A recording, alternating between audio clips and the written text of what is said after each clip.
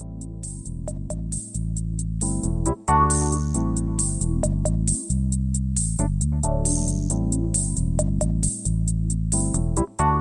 listening to the After the Show movie podcast from ascully.com. Your weekly look at movies, video games, and more, brought to you by your hosts, A Scully and Sid Talk. We're addicted to movies. Are you?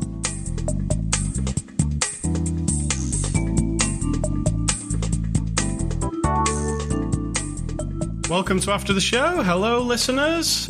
Hello to you as well, Sid Talk. Hello, bold. You're feeling bold today. Bold? Yes, that's right. So, after seeing this movie, it makes you feel bold. Does it, though? I think it does. Well, I would like an explanation for that. Well, that seems I'll give you interesting. one. Okay. During the main text of this podcast. Before the After the Show was just talking about this movie. Talking about this movie, talking about the heater. That was interesting. Oh, true. The air conditioning temperatures. Interesting is a bit of an exaggeration, but we'll take it. Yeah, true. All right, so it's Saturday, January the 28th. This is After the Show. We're a movie review podcast. And on episode 772, we're going to look at the movie The Fablemans. It's a 2022 release. You can get it now on streaming. It's PG-13. Our friends at Universal sent us a code. Sid Talk, give us the synopsis of the movie The Fablemans. A fabled version of Steven Spielberg's life. So a family with troubles and a kid becoming a filmmaker. Here's the one that you'll find on the box. It says, growing up in post-World War II era Arizona, young Sammy Fableman aspires to be a filmmaker as he reaches adolescence, but soon discovers a shattering family secret and explores how the power of film can help him see the truth. Like I said. So, The Fablemans, it's directed by Steven Spielberg. It's nominated for 7 Oscars. Sid Talk, what did you think of it? I loved it. The end? The end, as we love to say. I really enjoyed it. I feel like it was, I'll be honest, when we first started, I was like, am I in the mood for this today? Like this kind of biopic-ish, but it's not, right? We're not really telling Steven Spielberg's whole life story. I felt like I was in the mood for big action or something. And then I was like, okay, just get over that. And then whenever I'm in that mood and then I really enjoy something, I feel like it won me over. So it must have been really good. This is unique. Like you say, it is talking about Steven Spielberg's life, but it's not straight on because he's using characters that are not him. Has that been done before? Is that a trope? I think that is, yeah. Like making your own life story but telling it through other characters? I believe so. So that's what he's doing here. And it doesn't cover all of Spielberg's life. It covers up to him. Well, it doesn't even cover up to him becoming a filmmaker, does it? Because he isn't a filmmaker in the final frame of this movie. Graduates from high school, and a year later, he's been in college for a year, not happy with college, and that's where we leave him. Yeah, there could be a Fablemans 2, Electric Boogaloo, with the rest of his life. But yeah, it's mostly the early years, and there's a lot of things I didn't know about him. Were you surprised? I feel like it's mostly fictionalized versions of reality, so I have no expectation of any of it being accurate. Well, I did go and read interviews with Spielberg and what is accurate, what isn't accurate. And turns out a lot of it is accurate.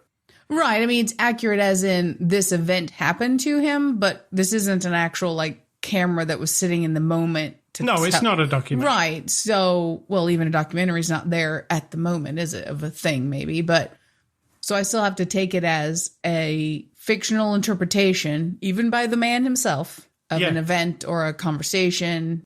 Yeah. From what I could read on History versus Hollywood, well, there wasn't anything that they pointed out that was untrue completely. So I don't really think I'm talking about untruths. I'm talking about the conversation he would have had with the young woman that he dated in high school, who's kind of a Jesus freak. And that's the way she's played. That's the way she's displayed to us. We weren't there, and we don't know how cartoony she is or how her wall really looked, covered with pictures of Jesus and the hottest boys of the time. We don't know.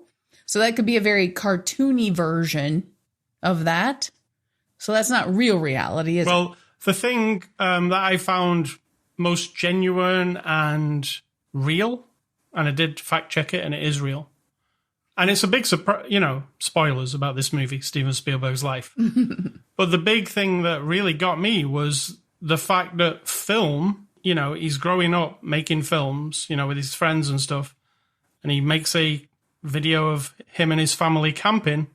And when he's editing the video of his family camping, he sees that his mother is cheating on his his mother's fallen in love with somebody else, let me say. Correct. And you can clearly see it. And he gets to sit and watch it over and over and over, and then sit with this secret, for a while. Yeah. That he can't, he's like, what do I don't know what to do with it. And that is a true thing. And that being a thing in a filmmaker's life is really poignant in some way. Sure. Well, and it really made me, whew, I was like, on the edge when he was looking at that film, when it's this passion that he's got, but then he can see his family being destroyed, and he feels let down by everybody. I got all that from this actor in here. Yeah, definitely. And I think this movie is really emotional. I read that Spielberg was often breaking down a bit behind the camera while he was filming it. And it's so personal, like a lot of the things. I mean, you would, wouldn't you? If you decide, you had to film, even if it is cartoonish or whatever, moments of your life that you remember the real thing as you're filming it. It's got to choke you up, because his parents have gone. True. And here he's dealing with memories of his parents when he was young. Just like looking through an old photo album, except you're recreating the photo album with fake pictures. And even that is like a meta thing, isn't it? For a filmmaker to go talking about you making films when you were young with your family, and a secret is exposed through the medium of film. And, it's all very, I don't know. It had me well up a little bit. Well, I was going to say, you're very, this is very emotional. I found it very poignant. I found it very funny. Actually, very, very funny. It's almost comedy in parts, right? Sure. But then life is too. The last 5 minutes of the movie is just the most feel-good thing I've ever had in movies for a while.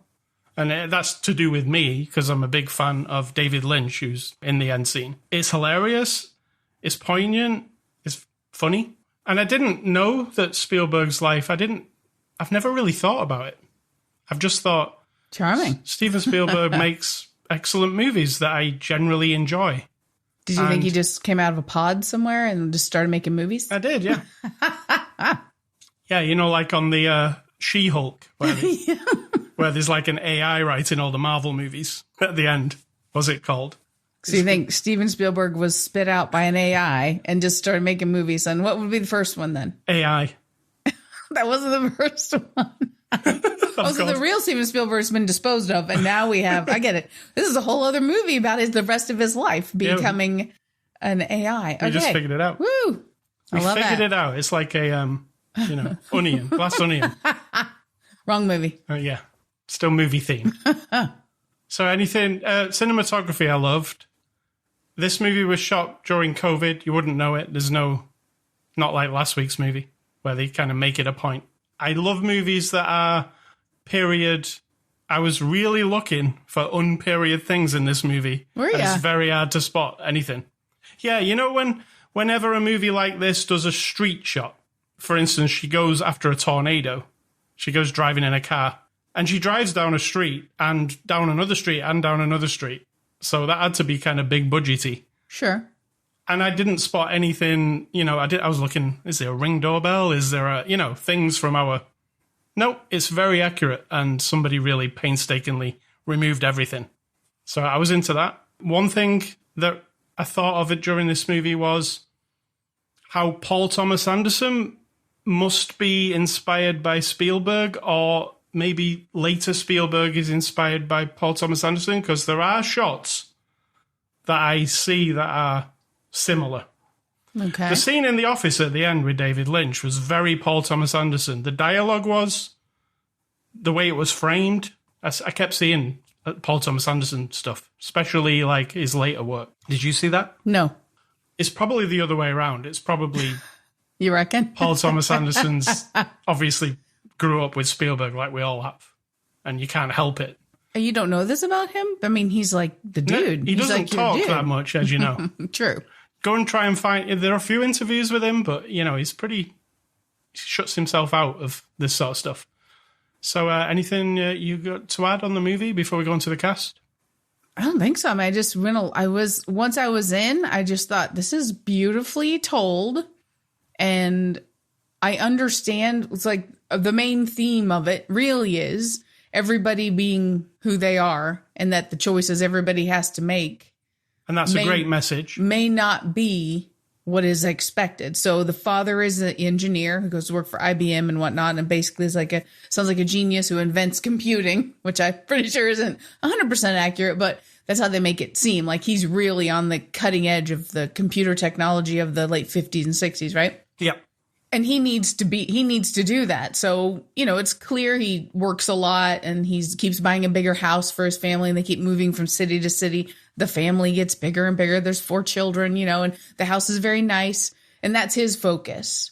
He's not super emotionally connected, but he kind of looks at his family and his wife like, I don't know. Now, I wouldn't say playthings. I don't want to say it that way, but like, he is in awe of how artsy fartsy she is and how it brings him a lot of joy, you can see. Yes, but he also looks down at it. And I could see that. And then later in the film, she even says, you just dismiss everything everybody does like a hobby or whatever. Like it doesn't matter. Like what you're doing is so much better. And you can get that vibe, right? Yeah. So he needs to just keep doing his thing. He shouldn't let go of his nerdy ambitions, right? So he doesn't. And at the expense of the family, which is what the uncle brings, Judd Hirsch character comes and says, art, right? Being the artist, which he could see in the kid that he wanted to be a filmmaker, it's going to rip everything apart because that's what it does. You will not be able to not do this, or it will rip you apart, or it will rip everything else apart. So then the mother, who plays piano and she's very artistic and she's very free-spirited, is in one of those locked in sort of images of the 50s, 60s family, right? She cooks for the family. And I love that she doesn't do dishes, though. Oh, my God. Yeah, it's my favorite thing. It's not really explained. It's just she doesn't do it. Yeah, they have a paper tablecloth on the table every time they eat. Everybody's eating with paper plates, paper and plastic silverware, even paper cups. And when the meal's over, she just tells everybody, grab that corner, and they bundle it all up. And dump it. And throw it in the trash. And I'm like, that had to have been a thing. There had to have been women when all of that became accessible to be like, well, hell yeah, I'm not standing at the sink for an hour doing dishes. Actually, they did explain it. He said, why? Well, he said piano hands.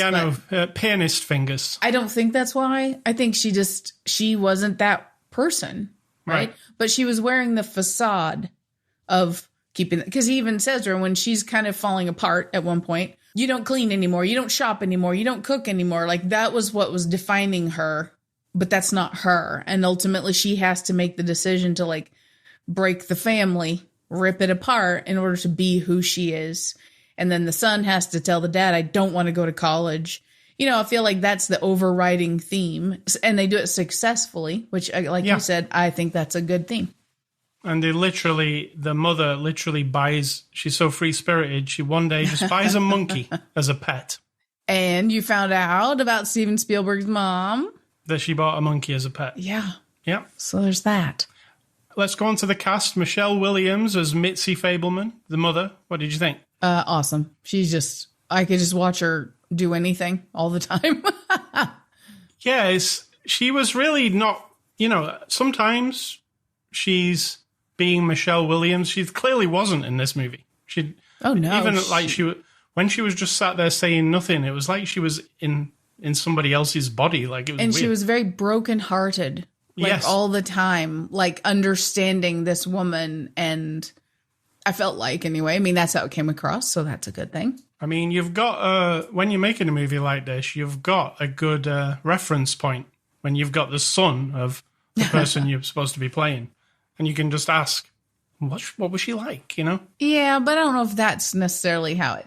I just mean like she embodied this whole idea of a woman who was sort of doing what was more expected of her than what she truly wanted to do, separate from it being his mother. You know what I mean? Just the spirit of that person. We've got Gabrielle LaBelle as Sammy Fableman. He's essentially Steven Spielberg in his younger days. What did you think of him? Oh, that was really good. Yeah, I mean, he had a lot to do. Heavy lifting, I would call it. A lot of heavy lifting. Yeah. Not literally, if everyone's trying, not literally. No. He's got a range of emotion. He has to carry that camera around.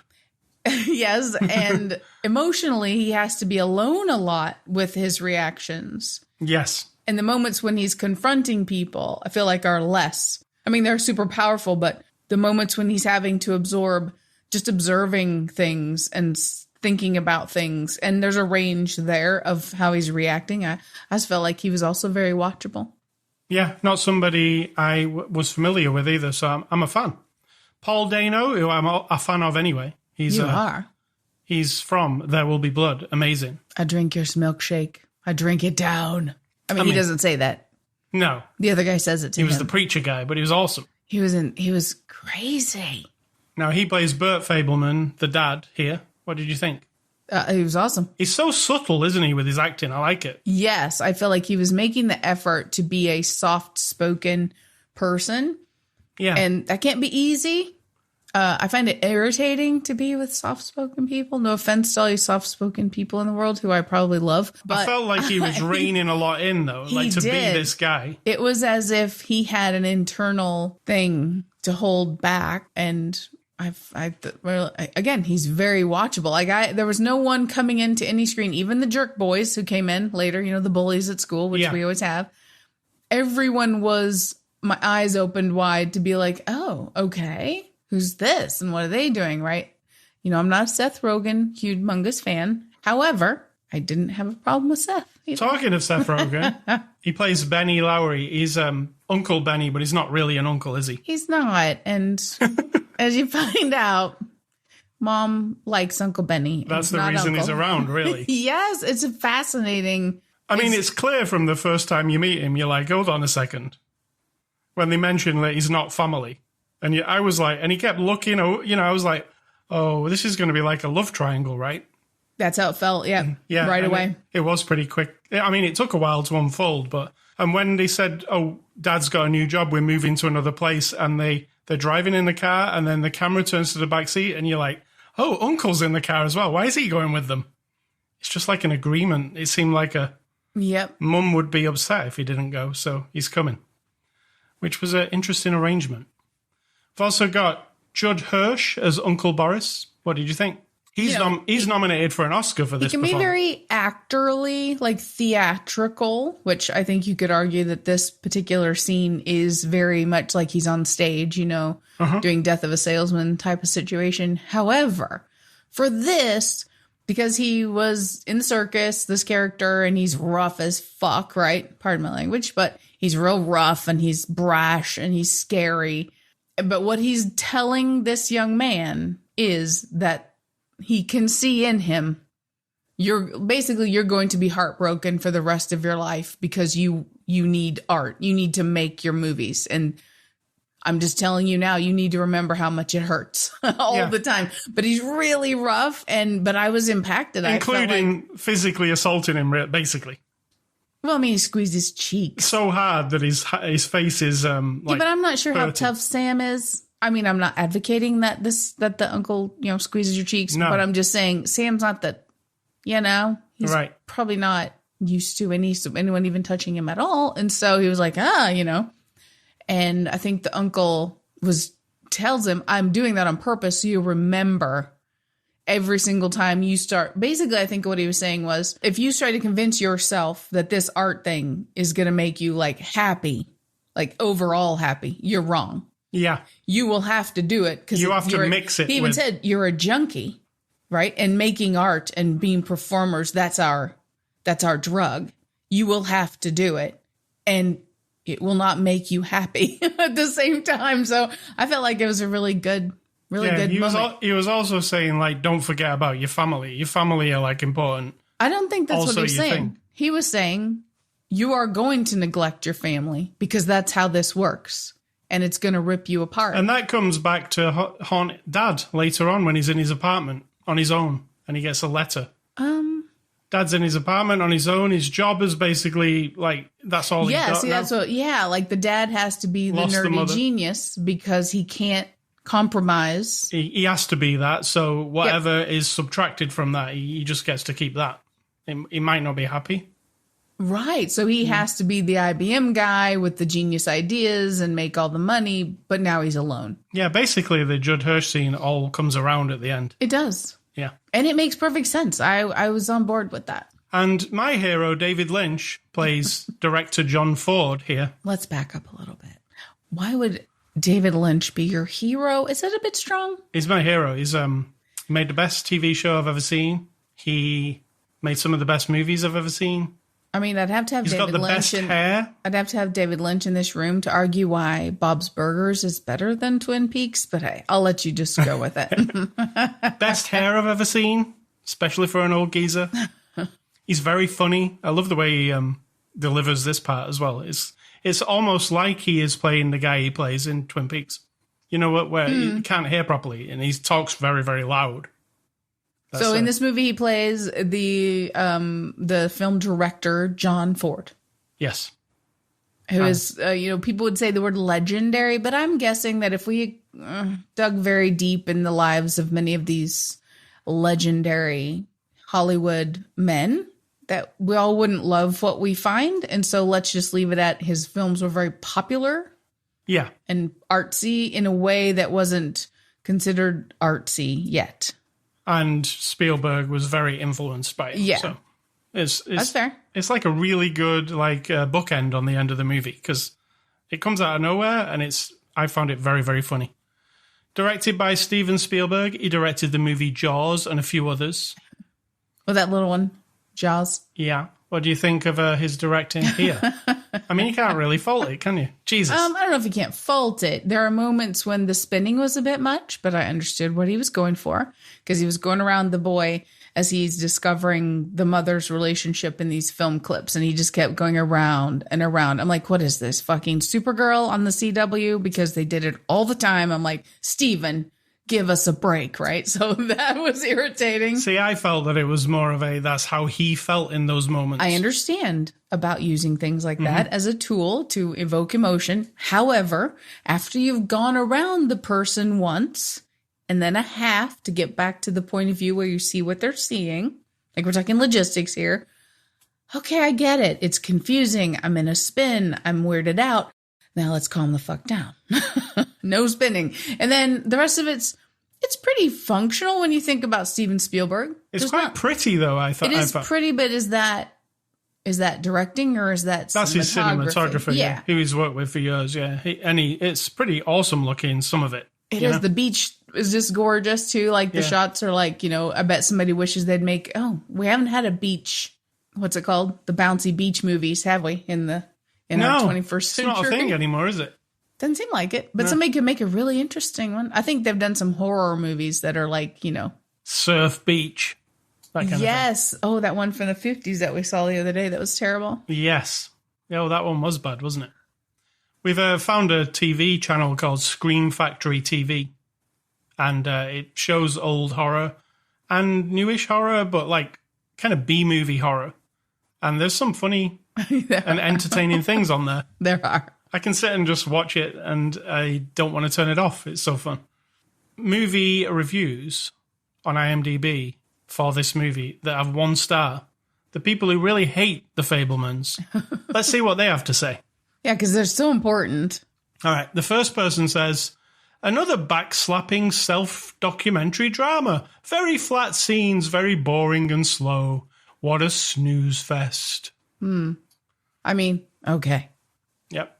The next one says, should be called The Bormans. Borman. It's the most disappointing movie I've ever seen in my life. It's unbelievable that a great director could make such a unbelievable movie. It would easily be magnificent about the love of film, but it isn't. It's not interesting at all, and the screenplay is weak. Your voice is hilarious. I mean, that's how I hear those people. And then finally... Do you think they're saying the words as they're tippity typing on their phone or on the thing, like yes. saying it like, I think the Steven Spielberg is. Yes.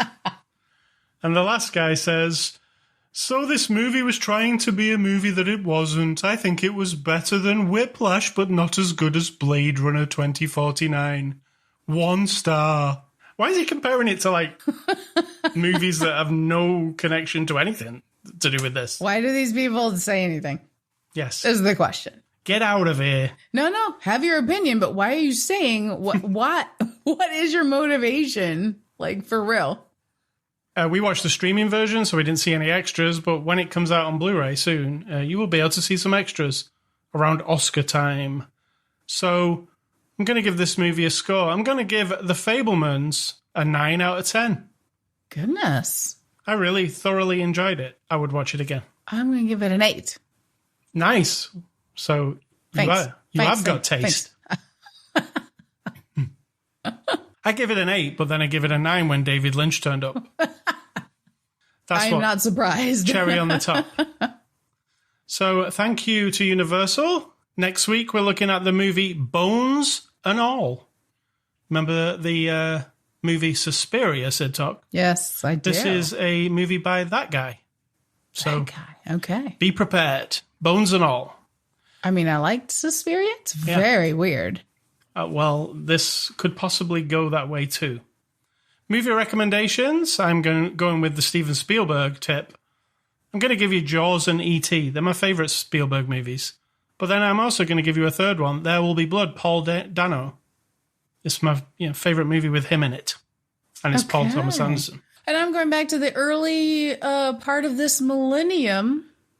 Back in the early 2000s. We're in 2003. And I even had to double check this to see if I was correct. But The Matrix Reloaded. Oh, it's all science fiction as well. For 2023, we're going all science fiction, all early 2000s. All science fiction all the time. Because I love it. And I had to double check that The Matrix Reloaded and The Matrix Revolutions both came out in 2003. Yes, which is unusual. Right. One was in May, one's in November. Then move on to 2004 with Alien versus Predator. And before anyone gets all pissy about it, I don't care. I just like Alien and Predator. And it's just like zombies. I will watch it and Can I say the problem I have with that movie? Oh, you can, but I don't care what it is. It's too dark. You can't see anything. Oh, that is true. Yes, physically. It's literally like that Game of Thrones episode. Yeah. It's like, what? Huh? Yeah, they're just taking the piss, these people who think they're trying to be artsy-fartsy. Or maybe they don't technically know how to use light. But I'm not a filmmaker, so I'm not judging. But yeah, you're right. And then we have Eternal Sunshine of the Spotless Mind, which is a bit of a mind bender. I loved it as well. And one of my favorite, superhero. Is he a superhero? He is. Hellboy. The original first Hellboy, not the new Hellboy. Sorry. Definitely not the new. Sorry, Hopper, but the Beauty and the Beast Hellboy. That yes. one. I really enjoyed it because, like with League of Extraordinary Gentlemen, there were people in there that I've never heard of. I don't read comics, and, so they were all interesting to me. Yeah, there was 2 of those Hellboy movies, and actually both were good. But then there was the new one with Hopper, which was not as good. I mean, is what it is, but if they had never made the other one, then I wouldn't know to compare. And so I try not to, but yeah, I prefer Beauty and the Beast Hellboy. All right, so A Scully stuff. I've been playing a game called Chained Echoes that you have not seen, so you will have no input, so I'll have to talk about it. You know what I'm saying? Well. It's a 2D old school RPG. It's on the PlayStation 5. That's where I'm playing it. And it was like a Kickstarter project. Like somebody wanted to make like a RPG that was from like the 80s, but make a new version of that, but the same kind of graphics. It's not a modern game, as you would know. It's like a 16-bit RPG. People are from above. Turn-based combat, that kind of thing. I love a bit of turn-based combat, Sid Talk. I know. It's just really fun. You don't love it in real life because I've tried and you're not into it. I like the strategy of it. Correct. So this game's called Chained Echoes, and it was a Kickstarter, but now it's actually finally coming out as a retail game. It's like the old RPGs that you played on the Sega Genesis or the Super Nintendo. And like the original Final Fantasies, if you can think of that, like number 1 and 2. It's that kind of thing. You've got a little party of guys. You're going around. You're uncovering the mystery of the world. And you're doing turn-based combat along the way. Random encounters. Some people don't like that stuff because you walk along and then randomly, like, there's an encounter. Maybe there is, maybe there isn't. most of the time there is. You've got to do a lot of fighting, basically, to level up your characters. Cool graphics, because they're high definition, but also still keeping the, look of the stuff from the 80s. Well, I would say early 90s, not 80s. So it's called Chained Echoes. It's quite long. I think I've been told it's like 40 to 50 hours. I'm not at the end yet. I'm not even 5 hours in. So it's called Chained Echoes. It's on the Switch. It's on the PlayStation 5, PlayStation 4, PC. You can get it everywhere. I also wanted to mention, this is not a game. Well, it is a game. Duh. The Last of Us. But we're watching the TV series on HBO, and I'm a gamer who's played The Last of Us. Sid Doc's not a gamer who has watched me play The Last of Us. How do you like the TV show? It's a very niche group that you're asking. So we surveyed all the wives of all the husbands or partners of all the partners who have played the game. Well, you literally sat and watched me play both Last of Us games start to finish. You never missed a second. I did. So, and that's unusual for you. So you must have liked the story of the games. Yeah, there's a few games I've watched you play all the way through, but it has to be pretty specific. How do you feel about the TV show, which we've watched the second 2 episodes we've watched? I mean, it's compelling. The people make it really good. It's got a little bit of broodiness about it.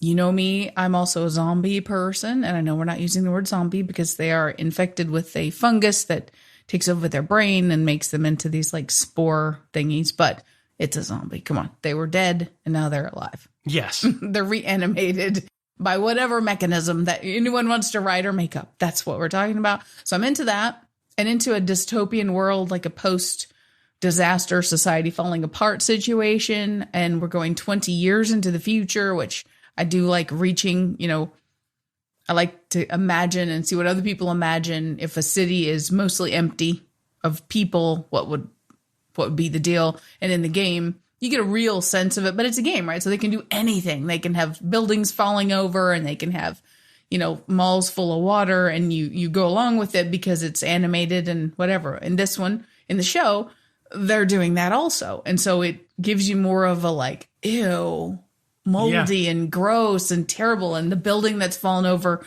has fallen over. And so I'm watching for like this broken world vibe, and they really deliver in that. Yeah.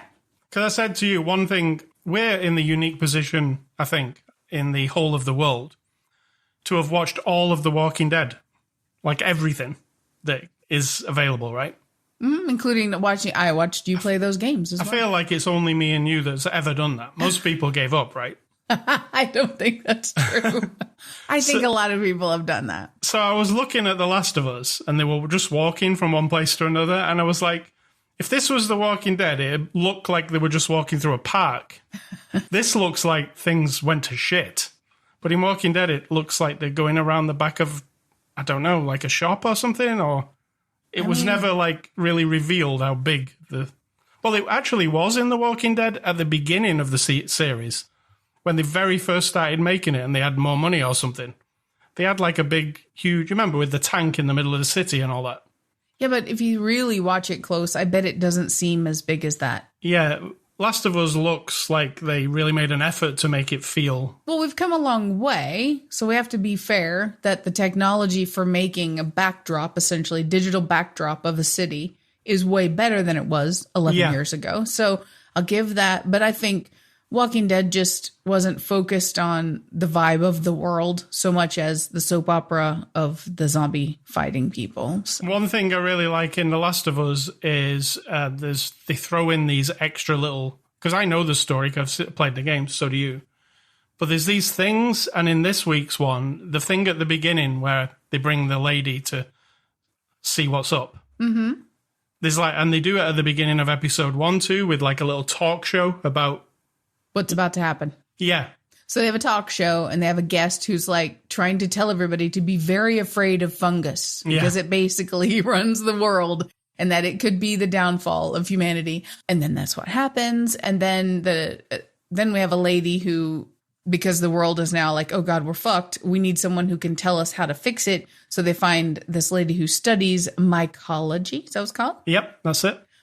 Which is the study of fungus. So you bring her in. She's the person who knows the most about it in the whole world. So there's a spoiler coming up, I feel, because it was very impactful when she said what she said. So you bring her in, don't you? You're like, we got to fix this. Get her. And she comes in, and then what? Basically, they kidnapped her. So they bring her in. They show her what's up. She didn't know what was happening. This is like the first day of, shit going down or whatever, or first week. And she's like, just blow up the whole, bomb everything.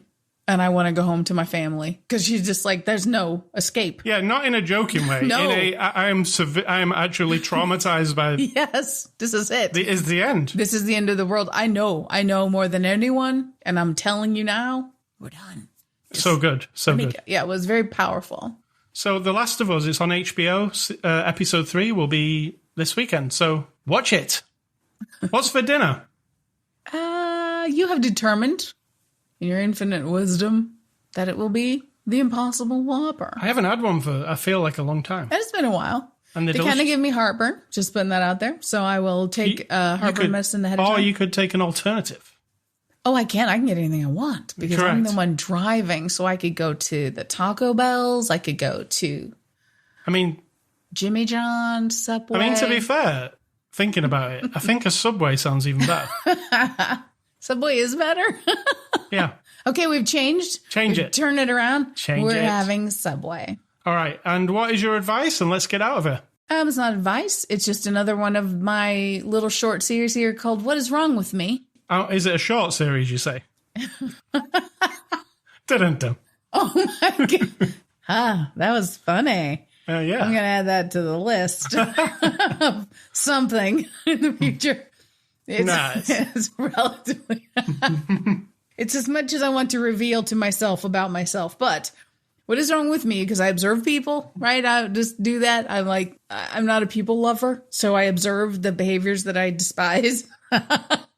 And appreciate, but I observe even in you this thing of like an immediate response of, I'll just suffer instead of do the thing that makes me not suffer in the immediate second or moment or whatever, instead of making things better. Now, I don't know how else to describe this. Now, sometimes suffering is inevitable, right?